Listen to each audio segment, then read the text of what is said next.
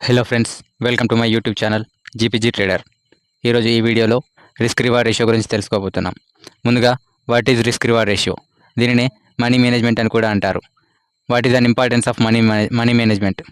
How to use this money management? ఈరోజు ఈ వీడియోలో ఈ మూడింటి గురించి తెలుసుకొని ఈ వీడియో నేను చేస్తాను. ఇక ఏమాత్రం లేట్ చేయకుండా let's get in to our video.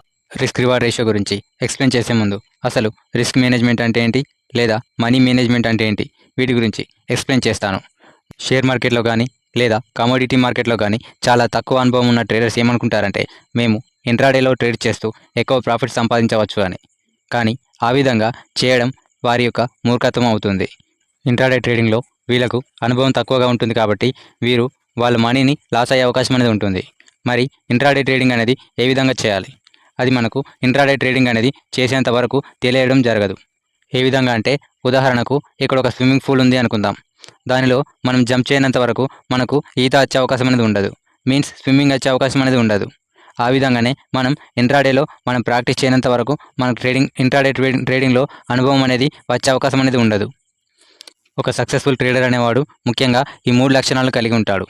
1 charting skills, 2 timing, 3 money management లేదా రిస్క్ మేనేజ్మెంట్. వీటిలో ఒకటైన మనీ మేనేజ్మెంట్ లేదా రిస్క్ మేనేజ్మెంట్ దీని గురించి ఎక్స్ప్లెయిన్ చేస్తాను. ఈ రోజుల్లో షేర్ మార్కెట్లో కానీ కమోడిటీ మార్కెట్లో కానీ వర్క్ చేస్తున్నారంటే వారికి చాలామంది అడ్వైజర్స్ కానీ అడ్వైజరీ సర్వీసెస్ కానీ ప్రొవైడ్ చేస్తూ ఉంటారు. ఈ విధంగానే చాలా కంపెనీస్ అనేవి అడ్వైజరీ సర్వీసెస్ని ప్రొవైడ్ చేస్తున్నాయి. ఏ విధంగా బై చేయాలి, ఏ విధంగా సెల్ చేయాలి, ఎక్కడ బై చేయాలి, ఎక్కడ సెల్ చేయాలి. కానీ చాలా తక్కువ మంది అడ్వైజర్స్ ఒక ట్రేడ్ని ఎగ్జిక్యూట్ చేస్తున్నప్పుడు ఆ ట్రేడ్లో మనకు ఎంత క్యాపిటల్ అనేది యూజ్ అవుతుంది, ఆ ట్రేడ్లో మనము ఎంత రిస్క్ చేస్తున్నాము, వీటి గురించి ఎక్స్ప్లెయిన్ చేస్తారు. కానీ చాలామంది దీనిని నెగ్లెక్ట్ చేస్తూ ఉంటారు, ఎందుకంటే అది వాళ్ళ రెస్పాన్సిబిలిటీ కాదు కాబట్టి. దీనిలో మనీ మేనేజ్మెంట్ అనేది ముఖ్య పాత్ర వహించడం జరుగుతుంది. ఇప్పుడు మనీ మేనేజ్మెంట్ని సింపుల్గా ఎక్స్ప్లెయిన్ చేస్తాను.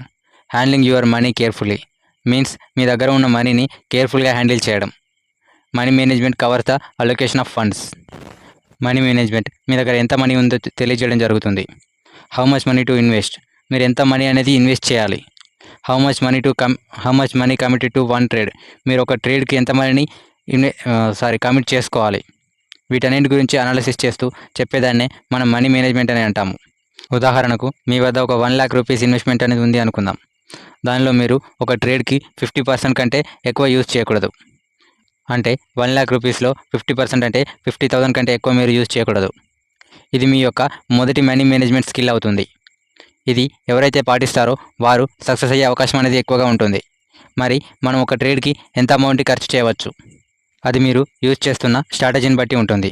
మరి ఈ స్ట్రాటజీ అనేది ఏ విధంగా బిల్డ్ చేసుకోవాలి, అది మీకు ఎక్స్పీరియన్స్ ద్వారా రావడం జరుగుతుంది. మీరు షేర్ మార్కెట్లో కానీ లేదా కమోడిటీ మార్కెట్లో కానీ వర్క్ చేయాలని అనుకుంటున్నా మీరు ముందుగా మీ రిస్క్ మీడియాని కానీ లేదా రిస్క్ ప్రొఫైల్ని కానీ క్రియేట్ చేసుకోవాల్సి వస్తుంది. మరి మనం ఈ రిస్క్ ప్రొఫైల్ని ఏ విధంగా క్రియేట్ చేసుకోవాలి? మనం కమోడిటీ మార్కెట్లో కానీ లేదా షేర్ మార్కెట్లో కానీ వర్క్ చేయాల్సి వచ్చినప్పుడు మరి మనం కొంత క్యాపిటల్ యూజ్ చేసుకొని చేయవలసి వస్తుంది. ఆ క్యాపిటల్ అనేది మీ ఏజ్, మీ రెస్పాన్సిబిలిటీ, మీ ఫ్యామిలీ సిచ్యువేషన్, మీ ఇన్కమ్ మరియు మీ సేవింగ్స్ వీటికి అనుగుణంగా ఉండాలి. చాలామంది బిగినర్స్ ఏం చేస్తారంటే వారు మనీ మేనేజ్మెంట్ గురించి తెలుసుకోకుండా మార్కెట్లోకి వచ్చి వారి మనీని లూజ్ అవుతూ ఉంటారు. ఈ విధంగా చేసేవారు ఎవరైతే ఉంటారో వారికి నేను ఒకటే అడ్వైజ్ ఇస్తాను. అదేంటంటే, మీరు వీలైనంత వరకు మార్కెట్ నుంచి దూరంగా ఉండడానికి ప్రయత్నించండి. అలాగే మీ మనీని బ్యాంక్లో ఫిక్స్డ్ డిపాజిట్ చేయడం కానీ లేదా పోస్ట్ ఆఫీస్ సేవింగ్స్ స్కీమ్స్లో ఇన్వెస్ట్ చేయడం కానీ చేయండి. వీటి ద్వారా మీ మనీ అనేది సేఫ్ అండ్ సెక్యూర్గా ఉండడం జరుగుతుంది. ఇప్పుడు రిస్క్ మేనేజ్మెంట్లో 2% రూల్ అనేది వరల్డ్ వైడ్గా మోస్ట్ ఫేమస్ రూల్గా ఉండడం జరుగుతుంది. ఈ 2% రూల్ ఏంటి అనుకోండి. మీరు ఇంట్రాడేలో ట్రేడ్ తీసుకుంటున్నారు అనుకుందాం. ఇప్పుడు మీరు తీసుకుంటున్న ఈ ట్రేడ్లో మీరు స్టాప్ లాస్ అనేది ప్లేస్ చేయడం జరుగుతుంది. ఈ స్టాప్ లాస్ అనేది మీ క్యాపిటల్ ఏదైతే ఉందో ఆ క్యాపిటల్ మొత్తంలో 2% మాత్రమే ఉండాలి, గవర్నమెంట్ ట్యాక్సెస్ మరియు మీ బ్రోకరేజెస్తో కలిపి. ఈ విధంగా చేయడం ద్వారా ఏం జరుగుతుందో మీరు గమనించండి. ఒక ట్రేడర్ అనేవాడు ఒక రోజులో 4 సార్లు ఫెయిల్ అయినా సరే తన క్యాపిటల్ మొత్తంలో 8% మాత్రమే లూజ్ అవ్వడం జరుగుతుంది. దీనివల్ల ఆ ట్రేడర్ అనేవాడు నెక్స్ట్ డే నుంచి మళ్ళీ ప్రాపర్గా ట్రేడింగ్ అనేది చేయవచ్చు. ఇప్పుడు దీనిని ఒక ఎగ్జాంపుల్ ద్వారా ఎక్స్ప్లెయిన్ చేయడానికి ప్రయత్నిస్తాను. అనుకోండి, మీరు ఒక 1 lakh రూపీస్తో మార్కెట్లోకి ఎంటర్ అయ్యారు అనుకుందాం. ఇప్పుడు మీరు ఇంట్రాడేలో పొజిషన్ తీసుకున్నారు అనుకుందాం.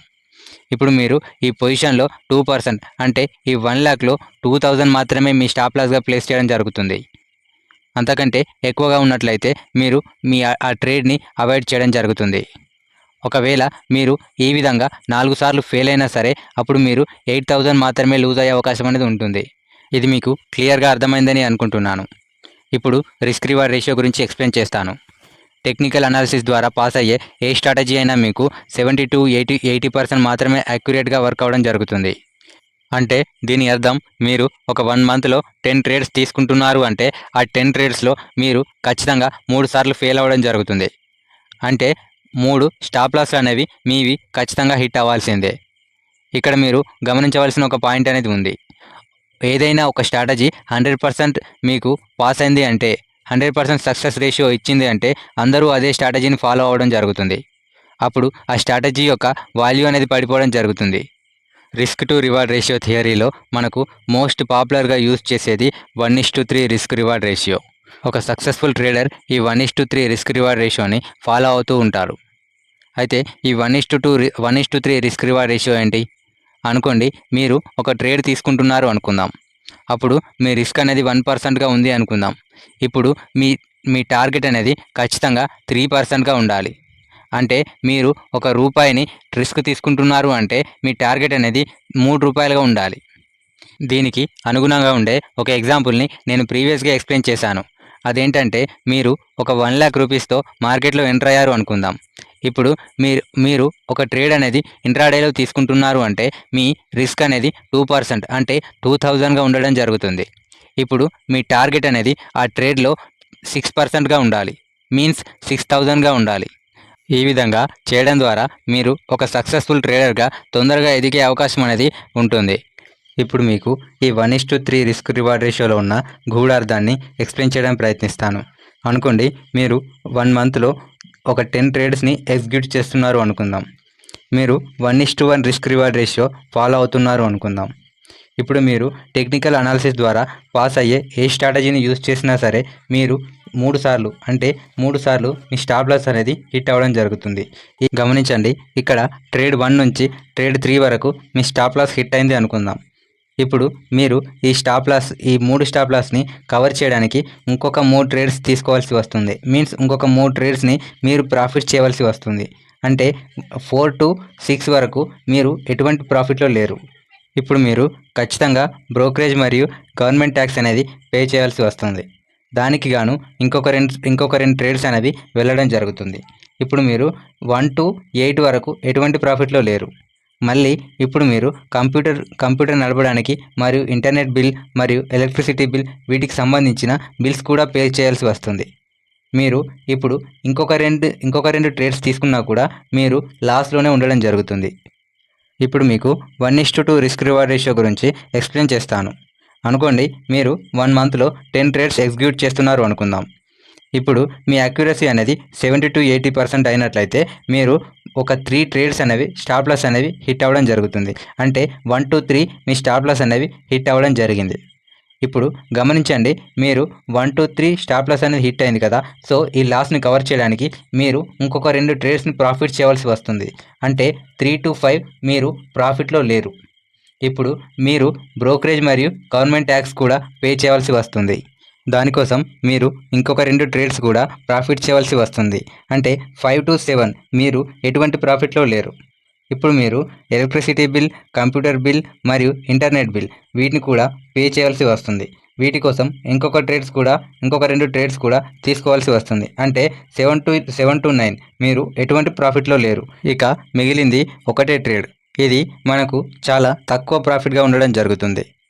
ఇప్పుడు మీకు 1:3లో ఉన్న అద్భుతమైన గూఢార్థాన్ని ఎక్స్ప్లెయిన్ చేస్తాను. ఇప్పుడు మీరు 70-80%తో మార్కెట్లో వర్క్ చేస్తున్నారు అనుకుందాం. 10 ట్రేడ్స్ మీరు తీసుకున్నారు అనుకుంటే మీ స్టాప్ లాస్ అనేవి 3 హిట్ అయ్యాయి. అంటే 1 to 3 మీ స్టాప్ లాస్ అనేవి హిట్ అవ్వడం జరిగింది. ఇప్పుడు మీరు ఒకటే ట్రేడ్ అంటే 4th ట్రేడ్ ఒకటే దానిలో మీరు ఈ 3 లాసెస్ ఏవైతే ఉన్నాయో వాటిని కవర్ చేయవచ్చు. ఇప్పుడు మీరు ఎలక్ట్రిసిటీ బిల్ మరియు ఇంటర్నెట్ బిల్, బ్రోకరేజెస్ ఇవన్నీ కలిపి ఒకటే ట్రేడ్లో మీరు కంప్లీట్ చేయవచ్చు. అది 5th ట్రేడ్లో. ఇక మిగతావి మనకు 5 ట్రేడ్స్ అనేవి మిగిలి ఉండడం జరిగింది. ఇది ఒక మంచి ప్రాఫిట్గానే మనం భావించవచ్చు. సో ఇది ఈరోజు వీడియో అండి. ఈ వీడియో మీకు నచ్చిందా? ఈ వీడియో మీకు నచ్చినట్లయితే ఖచ్చితంగా ఒక లైక్ చేయండి. అండ్ అలాగే వెళ్ళే ముందు వీలైతే మన ఛానల్ని సబ్స్క్రైబ్ చేసుకోండి. Have a good day. Thank you so much.